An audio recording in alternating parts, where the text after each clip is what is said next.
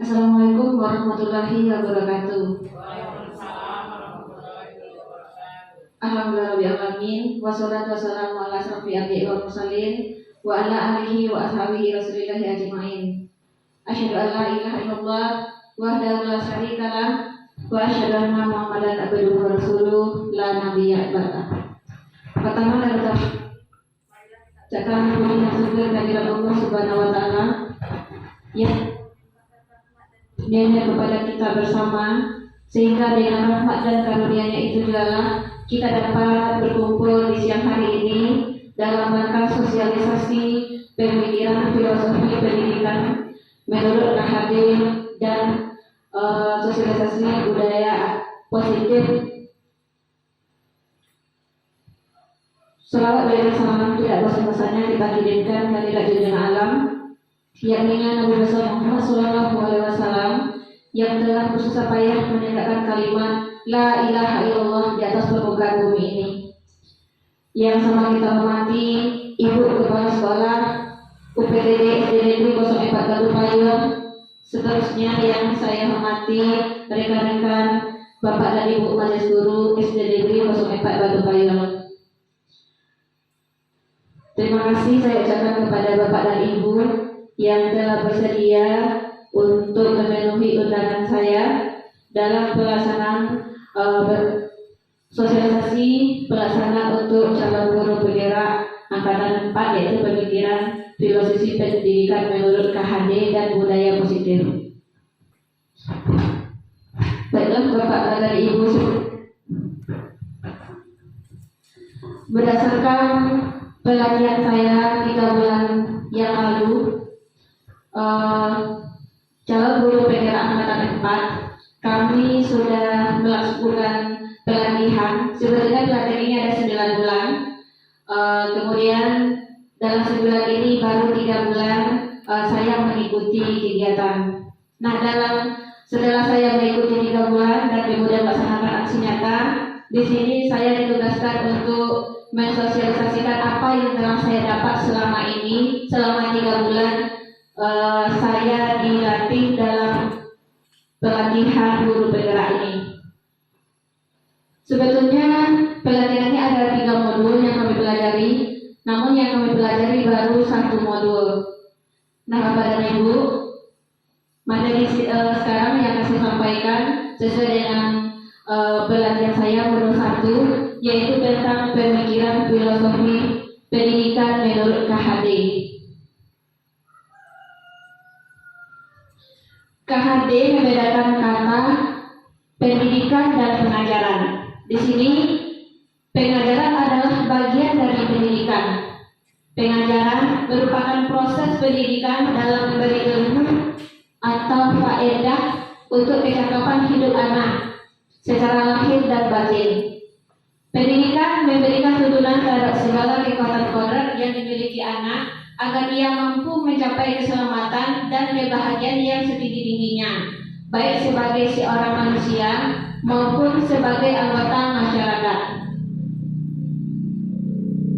Menurut KHD, pendidikan dan pengajaran merupakan usaha persiapan dan persediaan untuk segala kepentingan hidup manusia, baik dalam hidup bermasyarakat maupun hidup berbudaya dalam arti yang seluas-luasnya.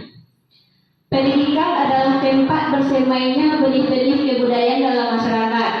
KHD memiliki keyakinan bahwa untuk menciptakan manusia Indonesia yang beradab, maka pendidikan menjadi salah satu kunci utama untuk mencapainya tujuan.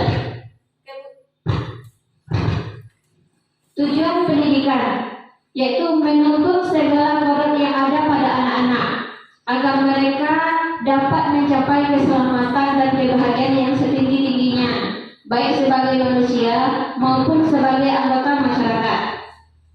Oleh sebab itu, kita sebagai pendidik hanya dapat menuntun tumbuh atau hidupnya kekuatan kodrat yang ada pada anak-anak agar dapat memperbaiki lakunya, bukan dasarnya, hidup dan tumbuhnya kekuatan kodrat anak. Jadi menuntun bukan berarti kita nanti bisa memaksa lagi. Di sini hal ini bisa kita ilustrasikan kalau pendidik adalah seorang petani, sedangkan anak-anak adalah bibit atau biji tumbuhan. Contohnya di sini jagung. Yang akan ditanam petani dalam sebuah lahan atau kelas atau pembelajaran. Pendidik sebagai petani hanya bisa menuntun bibit jagung tersebut menjadi tanaman jagung yang subur. Kita tidak bisa memaksa merubah bibit jagung tersebut tumbuh menjadi padi. Tugas petani hanya menuntun dengan perhatian perawatan, meskipun nanti bibit jagung tersebut adalah bibit yang super, tapi dalam perawatannya tumbuh di lahan yang gersang dan tidak dapat pupuk yang bagus, maka bibit jagung tersebut tidak akan tumbuh optimal.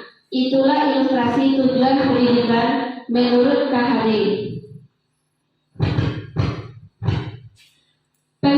Pemikiran KHD dalam Merdeka Belajar. Merdeka Belajar,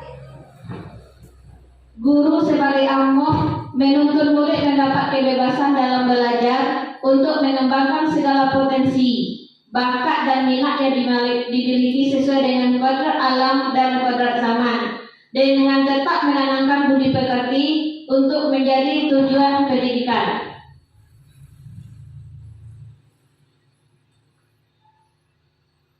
Guru sebagai ammoh yang menuntut murid dalam pembelajaran. Kodrat alam adalah sosial di mana murid itu tumbuh. Nah, Bapak dan Ibu semuanya, berdasarkan kodrat alam, maka kita menggunakan materi pembelajaran sesuai dengan alamnya.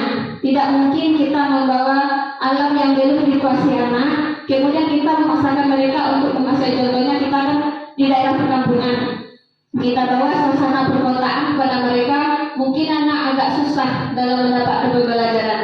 Jadi kita dari awalnya membawa pada alam sesuai dengan pada alamnya, yaitu di perkampungan. Yang di perkampungan itu dulu yang kita minta kepada anak untuk menguasai pembelajaran.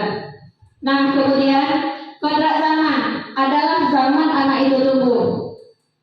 Pada kodrat zaman ini, apalagi zaman era 4.0, pada umumnya anak kita sudah lebih suka itu bermain game online atau pembelajaran yang bersifatnya notabene-nya IT.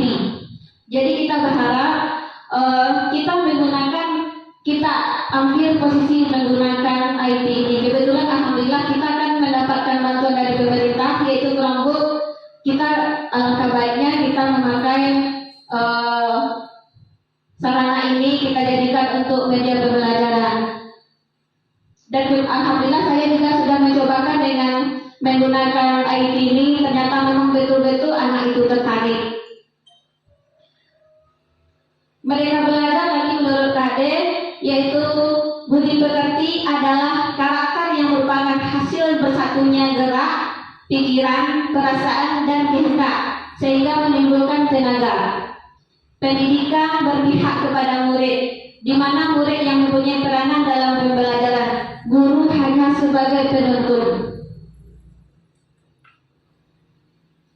Bapak dan Ibu semuanya, pemikiran-pemikiran KHD dalam Merdeka Belajar ada, yaitu menentukan profil pelajar Pancasila. Di sini, ayo kita simak video tentang profil pelajar Pancasila. Pancasila. Apa itu profil pelajar Pancasila? Disimak ya. Ada 6 karakter yang harus kita aplikasikan dalam kehidupan sehari-hari sebagai pelajar sepanjang hayat. 1. Beriman, bertakwa kepada Tuhan Yang Maha Esa dan berakhlak mulia. 2. Mandiri. 3. Bernalar kritis. 4. Berkebinekaan global. 5. Gotong royong. 6. Dan terakhir adalah kreatif. Nah, ke-6 elemen ini harus banget kamu aplikasikan dalam hidup kamu agar menjadi satu kesatuan yang saling mendukung dan berkesinambungan satu sama lain. Kata ibu, kamu mau jadi profil pelajar Pancasila ya? Iya dong ya. Berarti kamu tahu dong aspek untuk menjadi profil pelajar Pancasila? Aspek atau nilai untuk menjadi pelajar sepanjang hayat ada 6. Pada dia beriman, bertakwa kepada Tuhan Yang Maha desa dan berakhlak mulia, pelajar Indonesia harus memahami beberapa nilai akhlak, yaitu akhlak beragama, akhlak pribadi, akhlak kepada sesama manusia, akhlak kepada alam, dan akhlak bernegara. Beberapa akhlak ini sudah pasti sering kita praktekkan dalam kehidupan sehari-hari ya, seperti taat beribadah, menghormati orang yang lebih tua, menghargai perbedaan, taat pada kewajiban sebagai warga negara Indonesia, dan masih banyak lagi. Berkebinekaan global. Di era globalisasi, profil pelajar Pancasila juga harus bisa beradaptasi dengan budaya lain tanpa melupakan budaya bangsa dan identitasnya. Dalam hal ini, termasuk mengenal dan menghargai berbagai budaya, mampu berkomunikasi dan mengenal keunikan masing-masing budaya, dan mampu memanfaatkan pengalaman berkebinekaan agar menghargai dan menghormati budaya lain. Gotong royong. Elemen yang satu ini pasti sudah sangat melekat pada kehidupan sehari-hari ya, bukan hanya sekedar bekerja bersama dengan orang lain. Gotong royong yang baik adalah selalu bersikap positif untuk berkolaborasi dan bekerja sama, peduli dan menghargai pendapat orang lain, peka terhadap lingkungan sekitar, serta mau berbagi segala hal yang bisa mencapai keberhasilan bersama. Gambaran sebagai profil pelajar Pancasila yang selanjutnya adalah mandiri. Walaupun terdengar mudah dan sudah merasa menjadi bagian dalam diri, ternyata mandiri yang baik, salah satunya yaitu sadar atas kemampuan dirinya, bisa mengendalikan emosi, dan tahu apa yang diperlukan untuk pengembangan dirinya.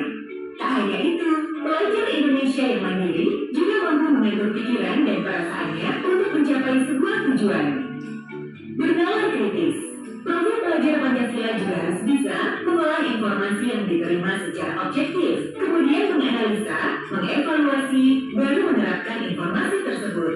Contoh yang sangat mudah, kita harus memiliki keingetahuan yang tinggi. Saat menerima informasi, kita harus menganalisis secara kritis sebagai dasar mengambil keputusan. Elemen yang terakhir, kreatif. Mampu memodifikasi atau menghasilkan sesuatu yang orisinil serta bermanfaat merupakan cerminan pelajar Pancasila yang kreatif. Hal sederhana yang bisa kita praktekkan yaitu dengan tidak malu untuk mengutarakan ide-ide baru. Bukan cuma itu, menghasilkan sebuah karya yang bermanfaat untuk sekitar juga harus kita lakukan. Dari keenam aspek itu, Abi udah lakukan semua kan ya? Iya, Di. Siapa dulu dong yang ngajarin? Ya, pesan ayah, keenam aspek itu harus kamu praktekkan dan aplikasikan dalam kehidupan sehari-hari agar karakter profil pelajar Pancasila ini akan selalu melekat dalam kepribadian generasi muda Indonesia. Baik, ayah. Jadilah pelajar Indonesia yang menjunjung tinggi nilai-nilai Pancasila. Nah, Bapak dan Ibu semuanya, itulah profil pelajar Pancasila berdasarkan pemikiran-pemikiran KHD dalam Merdeka Belajar.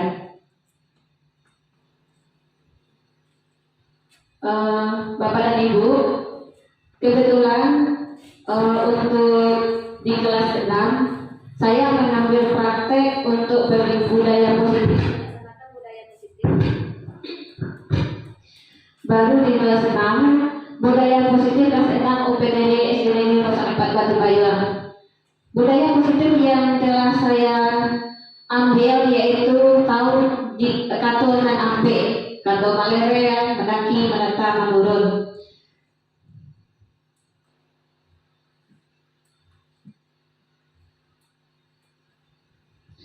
Perubahan paradigma stimulus respon lawan teori kontrol pandangan tentang dunia. Nah, awalnya dalam stimulus respon lawan teori kontrol pandangan tentang dunia, kebutuhan kita sama. Sedangkan pada lawan teori kontrol itu kebutuhan kita berbeda. Kemudian kita mencoba mengubah orang agar berpandangan sama dengan kita. Dalam melawan teori kontrol itu semua orang melihat hal yang berbeda. Yang ketiga, berpandangan sama, kita mencoba mengubah orang agar berpandangan sama dengan kita. Lawan teori kontrol, kita berusaha memahami pandangan orang lain tentang dunia. Kemudian yang ketiga, berperilaku buruk, berpandangan sama berperilaku buruk dilihat sebagai suatu kesalahan. Sedangkan lawan dari kontrol pandangan tentang dunia itu semua perilaku yang dilakukan memiliki sebuah tujuan. Kemudian orang lain bisa mengontrol saya itu pada stimulus respon. Sedangkan pada lawan teori kontrol pandangan tentang dunia, hanya saya yang bisa mengontrol saya. Pada stimulus respon, saya bisa mengontrol orang lain. Pada lawan teori kontrol pandangan tentang dunia, saya tidak bisa mengontrol orang lain. Pada stimulus respon, pemaksaan ada pada saat bujukan gagal. Pada lawan teori kontrol pandangan tentang dunia, kolaborasi menciptakan pilihan-pilihan baru. Stimulus respon, model berpikir menang atau kalah. Sedangkan lawan teori kontrol pandangan tentang dunia, model berpikir menang atau menang. Makna kata disiplin. Ketika kita mendengar kata disiplin, kita sering mengaitkannya dengan peraturan, tata tertib, bahkan hukuman. Padahal disiplin positif yang dimaksud di sini adalah disiplin diri yang memiliki motivasi internal. Jika kita tidak memiliki motivasi internal, maka kita memerlukan pihak lain untuk mendisiplinkan kita atau motivasi eksternal, karena berasal dari luar, bukan dari dalam diri kita. Sebagai pendidik, tujuan kita adalah menciptakan anak-anak yang memiliki disiplin diri, sehingga mereka bisa berperilaku dengan mengacu pada nilai-nilai kebajikan universal dan memiliki motivasi intrinsik, bukan ekstrinsik. Jadi harapan kita, anak ini nanti ada motivasi dari dalam dirinya, bukan dari luar lagi. Selanjutnya, perilaku disiplin ini kita harapkan menjadi sebuah kebiasaan pada anak-anak dalam lingkungan kelas dan lingkungan sekolah, sehingga dapat menghadirkan sebuah budaya positif.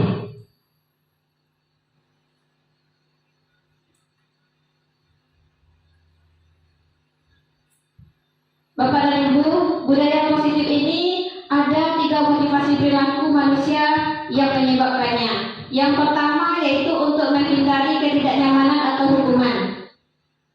Biasanya kalau untuk menghindari ketidaknyamanan atau hukuman, murid sangat terpaksa untuk melakukan sesuatu karena takut. Contohnya kita misalnya bikin PR, dikasih PR, kalau cuma sekedar untuk menghindari ketidaknyamanan atau hukuman, mereka terpaksa membuat PR tersebut. Tetapi kalau tumbuh dari dirinya sendiri, tidak merasa tidak nyaman, itu nanti sesuai dengan motivasi yang ketiga, yaitu untuk menjadi orang yang mereka inginkan dan menghargai diri sendiri dengan nilai-nilai yang mereka percaya. Yang kedua motivasinya yaitu untuk mendapatkan imbalan atau penghargaan diri dari orang lain. Biasanya ini siswa atau murid selalu kita berikan hadiah atau semacam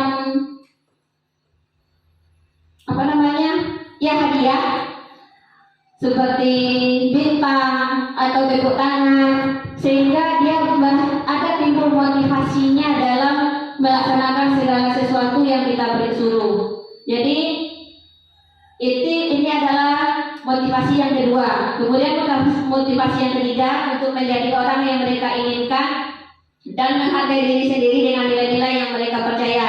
Sebetulnya harapan yang ketiga inilah yang kita harapkan. Jadi motivasi yang ketiga ini dari siswa yang kita harapkan itu untuk menjadi orang yang mereka inginkan dan menghargai diri sendiri dengan nilai-nilai yang mereka percaya. Jadi tidak sebagai motivasi menghindari ketidaknyamanan lagi, juga tidak berharap motivasinya timbul karena mendapatkan hadiah atau imbalan.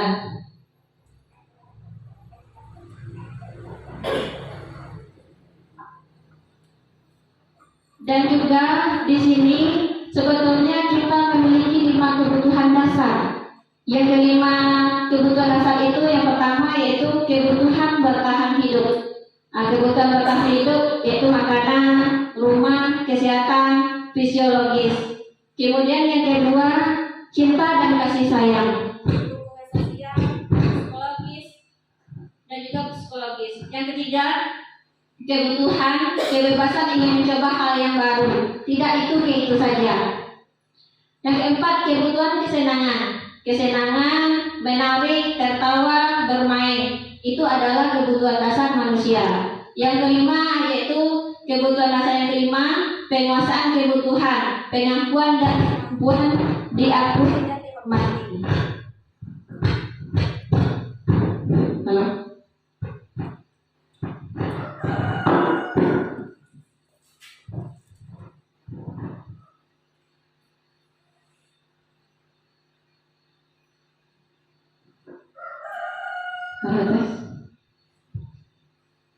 Nah, Bapak dan Ibu, pada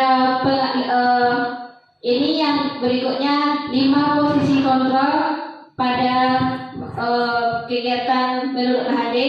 Yang pertama yaitu sebagai penghukum. Dari 5 kebutuhan tadi ada 5 posisi kontrol juga, yaitu yang pertama penghukum. Guru seperti ini percaya kalau pembelajaran berhasil adalah dengan caranya. Berarti dengan cara kita pembelajaran itu bisa berhasil. Ternyata seperti ini, contoh guru penghukum ini ucapannya seperti ini. Selalu kamu yang membuat ulah. Patuhi aturan saya atau awas. Itu ciri-ciri guru penghukum. Kemudian yang kedua yaitu membuat orang merasa bersalah. Di posisi ini guru akan membuat murid merasa bermasalah dengan suara yang lembut. Salah satu ucapannya seperti contoh, ibu sangat kecewa denganmu. Bagaimana perasaan orang tuamu kalau kamu melakukan seperti itu? Nah, itu membuat orang merasa bersalah. Yang ketiga yaitu guru sebagai teman. Posisi kontrol guru sebagai teman. Guru di posisi teman menggunakan hubungan baik dan humor untuk mempengaruhi seseorang. Salah contohnya ucapan dari posisi kontrol guru sebagai teman ini, ayolah bantu Dewi ibu ya. Ya sudah, nanti akan ibu coba bantu ya. Nah, jadi itu posisi kontrol guru sebagai teman. Kemudian posisi kontrol guru monitor atau pemantau. Sebagai monitor atau pemantau, posisi ini menunjukkan tanggung jawab guru mengontrol murid. Ucapannya, contohnya itu apa yang sudah kamu lakukan, apa sanksinya apa, nah seperti ini. Kemudian yang kelima, posisi kontrol guru yaitu sebagai manajer. Mempersilahkan murid untuk mencari solusi memperbaiki kesalahannya. Nah, contohnya di sini ucapannya apa rencana kamu memperbaiki hal ini kalau seandainya anak lagi bermasalah. Bapak dan Ibu semuanya, dalam kelas kami di kelas 6 kemarin kami melaksanakan yaitu keyakinan kelas. Keyakinan kelas mengapa tidak menyebut peraturan kelas, tetapi keyakinan kelas? Suatu keyakinan akan lebih memotivasi seseorang dari dalam. Seseorang akan lebih tergerak dan bersemangat untuk menjalankan keyakinannya daripada sekedar mengikuti serangkaian peraturan. Keyakinan kelas lebih kepada nilai-nilai universal seperti bertanggung jawab, semangat, disiplin, menghargai dan sebagainya. Pembentukan keyakinan kelas. Keyakinan kelas bersifat lebih abstrak. Keyakinan kelas bersifat universal. Pernyataan keyakinan kelas dalam bentuk positif. Keyakinan kelas hendaknya tidak terlalu banyak sehingga mudah diingat dan dipahami.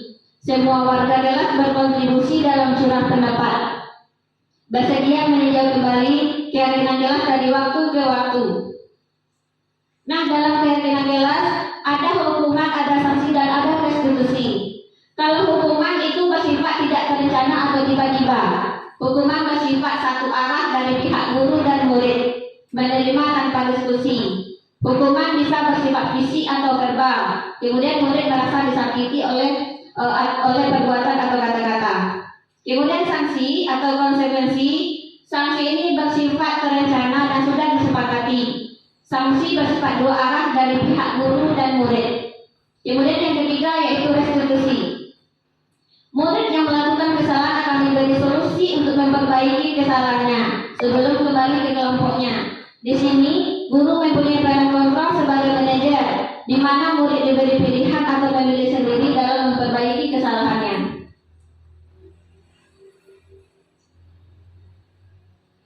Segitiga restitusi merupakan cara untuk mengatasi disiplin positif pada murid. Ciri-ciri restitusi bukan menebus kesalahan, tapi belajar dari kesalahan. Restitusi memperbaiki hubungan. Restitusi tawaran, bukan paksaan. Restitusi fokus pada karakter, bukan tindakan. Restitusi menguatkan. Restitusi fokus pada solusi. Restitusi mengembalikan murid yang berbuat salah pada kelompoknya. Implementasi filosofi KHD dan budaya positif di kelas 6. Pembelajaran menuntun yang berhak pada murid sesuai dengan kodrat alam dan kodrat zaman dengan tetap menerapkan budi pekerti. Nah, Bapak dan Ibu semuanya, di sini pembelajaran sesuai kodrat zaman ini anak kita, siswa kita sedang mencari materi atau mencari masalah yang saya berikan kepada murid dengan mencarinya di internet. Kemudian juga mereka menyaksikan video pembelajaran yang ada yang saya tayangkan pada pembelajaran. Ini sesuai dengan kodrat zaman. Kemudian ini pembelajaran menuntun yang berpihak pada murid sesuai dengan kodrat alam dan kodrat zaman dengan tetap menerapkan budi pekerti. Nah, murid bebas berkreasi sesuai bakat dan minat. Di sini ada saya tayangkan itu gambar siswa sedang berdagang atau jualan, kemudian membuat gambar sesuai dengan bakat dan minat mereka. Nah, dalam hal ini karena saya tadi mengatakan keyakinan kelas dalam berucap, dalam berkata tahu dikata nampe. Jadi di dalam kelas kami tidak ada lagi berucap yang tidak ya sesuai dengan permintaan mereka. Kalau sebelumnya anak sering berkelahi hanya karena disebut nama orang gelar orang tuanya sehingga berkelahi. Nah, dalam keyakinan kelas kemarin kami telah menyepakati untuk tidak lagi berkata yang seperti itu. Sampai sekarang alhamdulillah sudah dipraktikkan, tidak ada lagi yang di dalam kelas yang melakukan seperti itu. Kemudian pembelajaran menuntut berpihak pada murid sesuai dengan kodrat alam dan kodrat zaman dengan tetap menerapkan budi pekerti. Di sini juga pembelajaran yang sesuai bakat dan minat siswa. Berdasarkan gambar yang ada, ini adalah siswa sedang bermain pianika.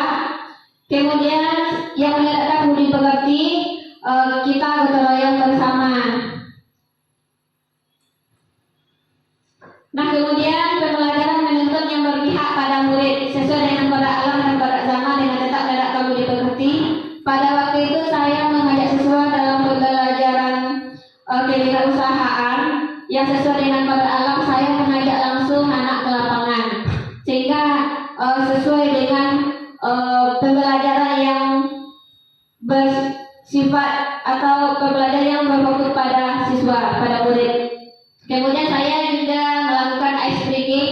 Ice breaking ini bermacam-macam video seperti senam genuine kami lakukan di dalam kelas. Kemudian juga ada tepuk tangan sehingga anak jadi bersemangat untuk melaksanakan pembelajaran.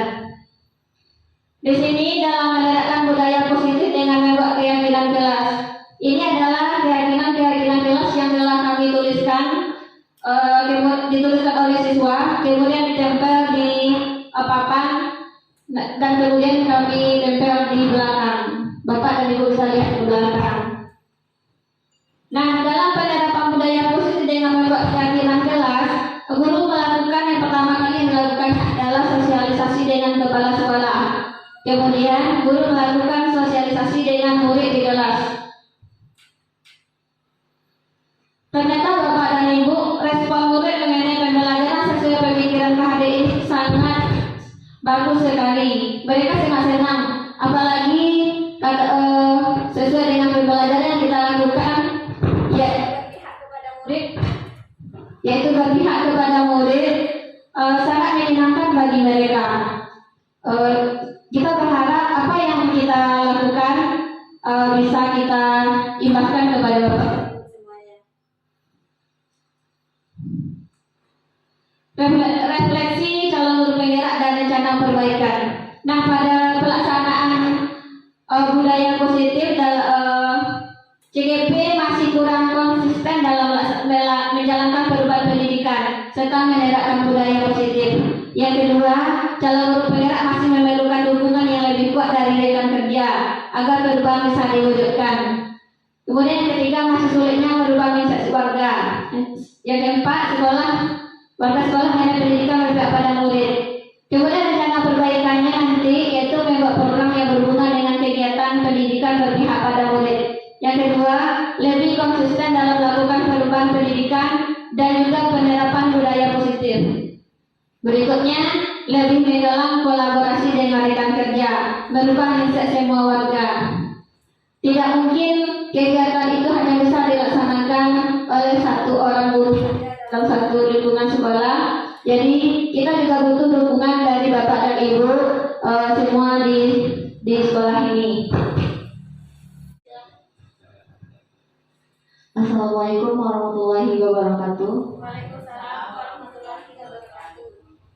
Baiklah, setelah penyampaian materi dari calon guru penggerak tadi, yang saya ingin tanyakan di sini sedikit yaitu tentang bagaimana hubungan profil pelajar Pancasila dengan perkembangan siswa. Sekian, terima kasih.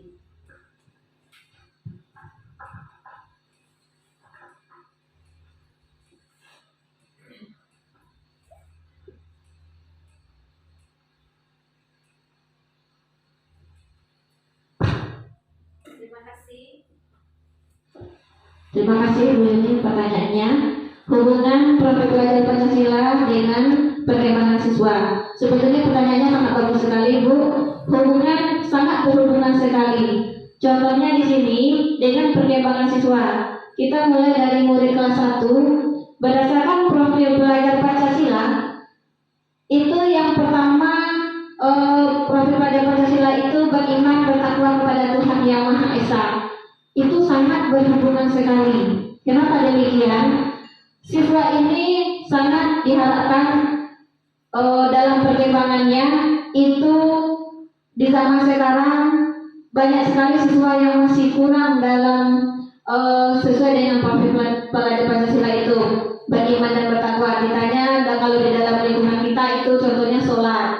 Nah, jarang sekali ada anak murid kita yang masih tidak melaksanakan ibadahnya. Kemudian bergotong royong. Sekarang sangat, kalau kita perhatikan dalam lingkungan kita itu gotong royong itu sudah mulai pudar. Tidak ibaratnya tidak kelihatan lagi rasa gotong royong itu. Jadi dengan kita membimbing siswa belajar untuk bergotong royong itu akan menumbuhkan perlakuan atau kegiatan-kegiatan yang membuat mereka tahu dan mereka melaksanakannya. Mungkin dua itu saja bisa saya jelaskan. Berarti ada hubungan, sangat berhubungan sekali perkembangan siswanya dengan profil pelajar Pancasila tadi. Terima kasih Bu Yuni. Masih bagaimana pertanyaannya sudah? Apakah Bu Yuni sudah puas? Iya.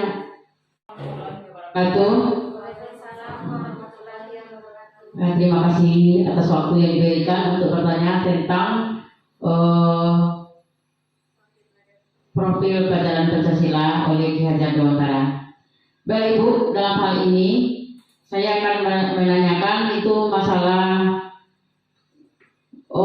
positif, budaya positif. Nah, di sini saya menanyakan bagaimana cara menerapkan budaya positif pada siswa kita ini sehingga siswa kita bisa melaksanakannya dalam kegiatannya sehari-hari. Contohnya budaya disiplin kan, karena kelihatan untuk disiplin ini susah menerapkannya. Jadi bagaimana cara Ibu untuk menerapkan budaya disiplin ini? Terima kasih.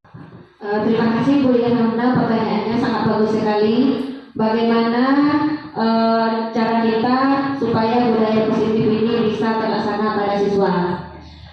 Sebetulnya dalam pelaksanaan budaya positif kita melaksanakan keyakinan kelas terlebih dahulu. Berarti kita awalnya kita